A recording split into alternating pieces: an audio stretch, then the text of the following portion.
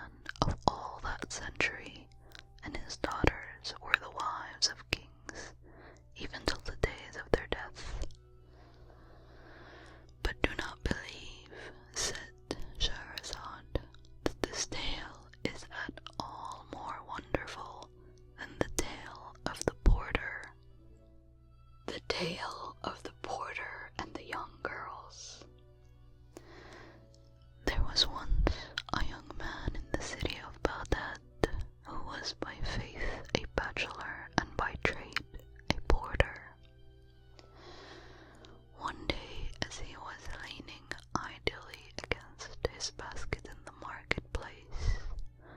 A woman wearing a full veil of Mosul silk, tasseled with gold and turned with rare brocade, stopped before him and raised the veil a little from her face.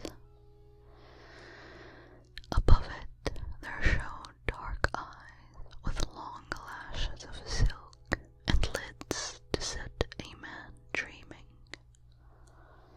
Her body was slight, her feet were very small, and clear perfection shone about her.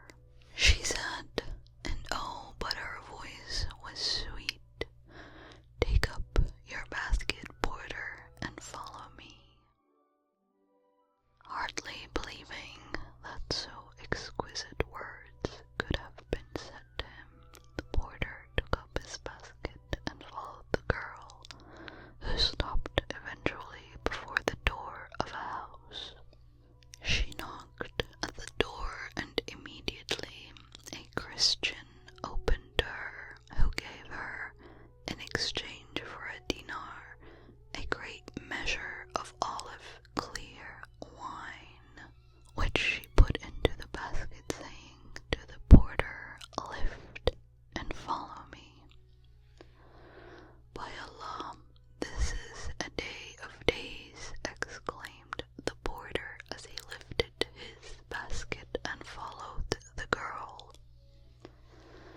Arrived at the stall of a fruit dealer, she bought Syrian apples, Osmani quinces, peaches from Oman, jasmine from Aleppo, damascene, nenufars, cucumbers from the Nile, limes from Egypt, sultani citrons, myrtle berries, flowers of henna, blood red anemones, violets, pomegranate bloom,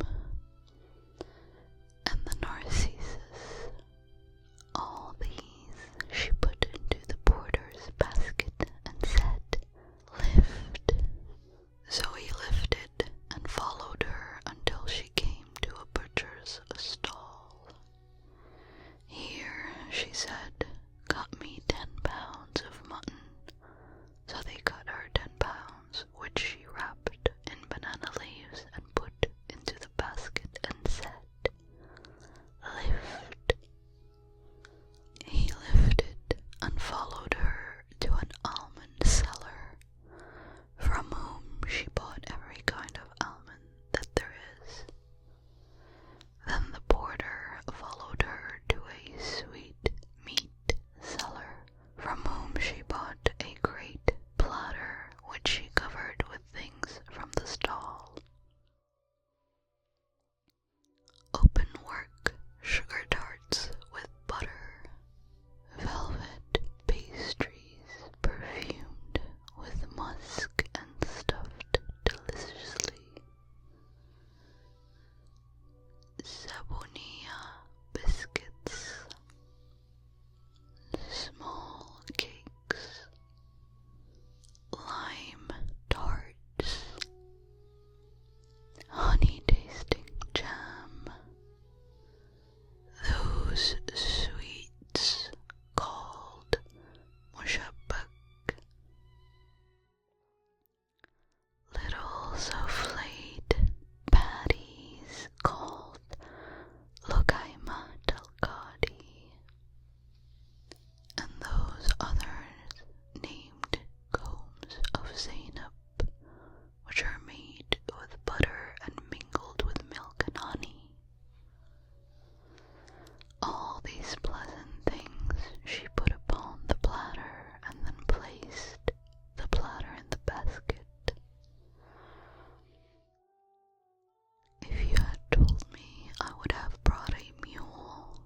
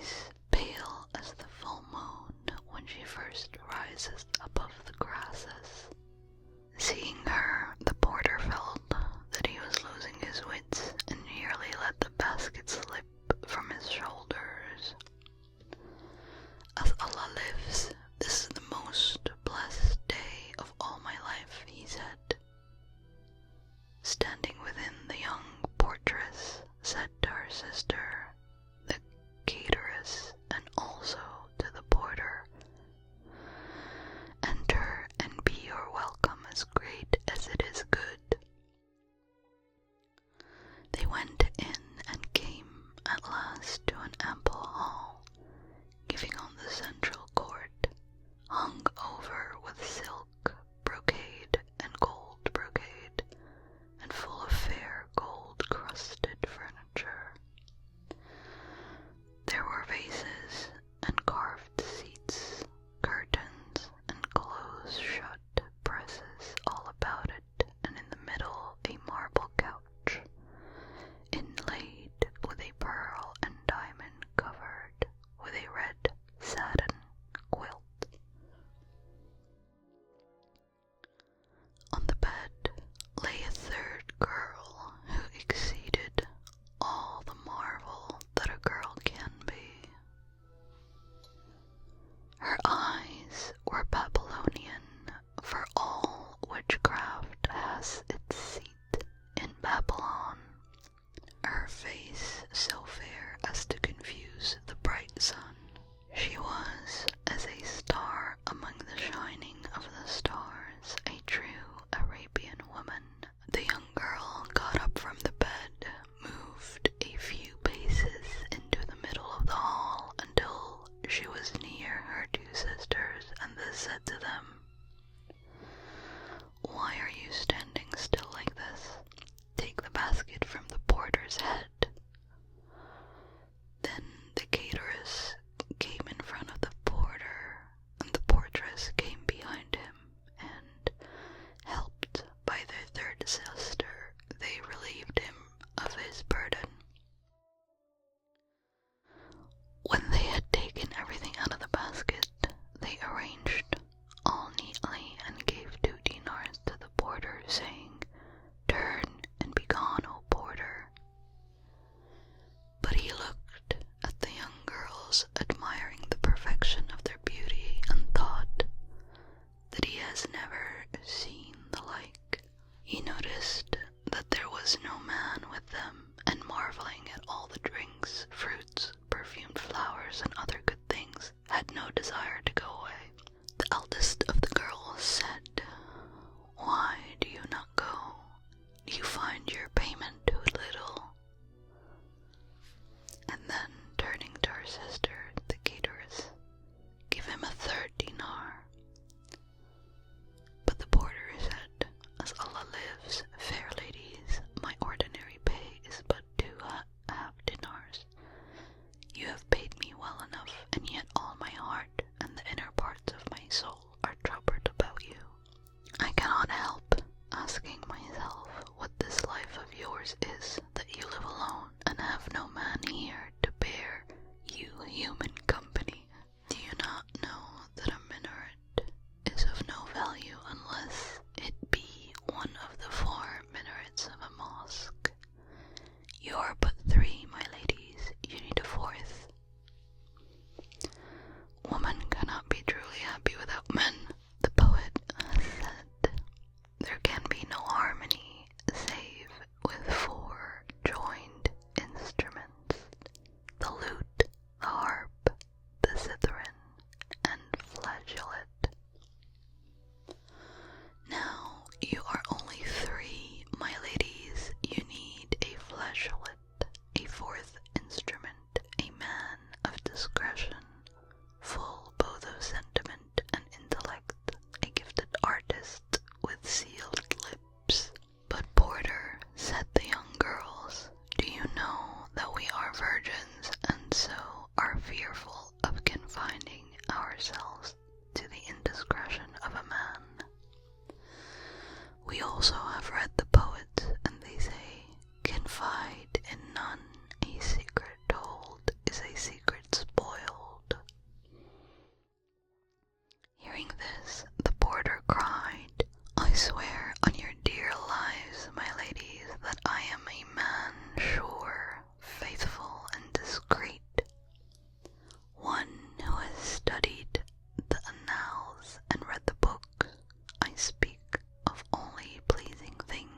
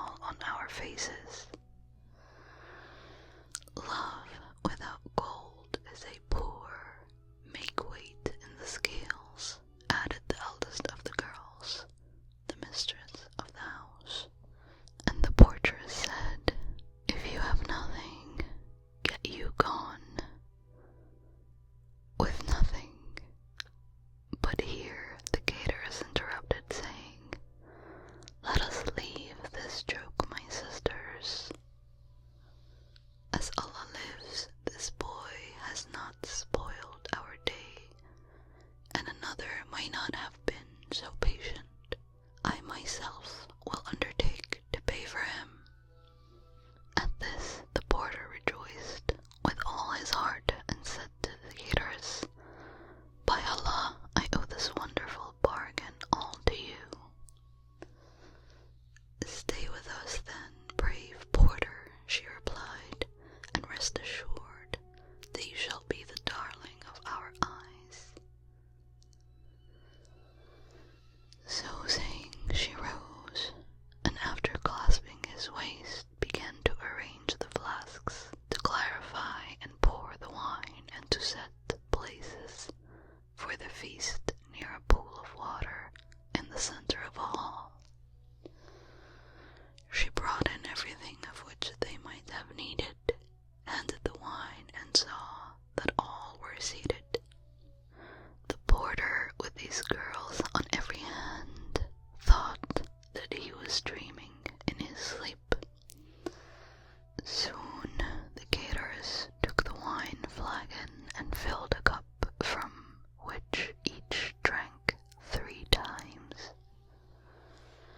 Then she filled it afresh and passed it to her sisters, and then to the porter, who drank and said these lines: "In this red wine is liveliness and strength and well-being. In this red wine is all caress and every wanton thing. Drink deep, and you will find, I trust, in this red wine is very lust." "Then drink, my friend," she said, "and may the wine be sweet and wholesome in its going down. May it give you strength to set out upon that road where lies all bodily well-being." The porter took the cup, kissed the girl's hand, and in a sweetly modulated voice sang very low these verses of the poet: "I gave my love a wine, splendidly red as her cheeks, I said. Then she, I cannot drink these cheeks of mine. Ah, let me speak, I said. Thou canst not drink those cheeks of thine, then drink these tears and blood of mine." At these words, the girls laughed so much that they fell over on their bottoms, and afterwards all 4 went on drinking from the same cup until the approach of evening. When night fell, they said to the porter, "Be gone now, turn your face, and let us see the width of your shoulders." But the porter cried, "By Allah, it is easier for my soul to quit my body than for me to quit your house, my ladies. Let us make the night continue the sweet day, and tomorrow all can part and follow their destiny upon the road of Allah." The young caterers then spoke up, saying, "By my life, sisters, let us ask him to pass the night with us. We will have many good laughs at the naughty fellow who is so shameless and yet so gentle." "Very well, you can stay with us this night on condition that you obey implicitly and ask no reason or explanation of anything you see." "I agree to that, ladies," he said. "Get up then and read what is over the door," they commanded. So he rose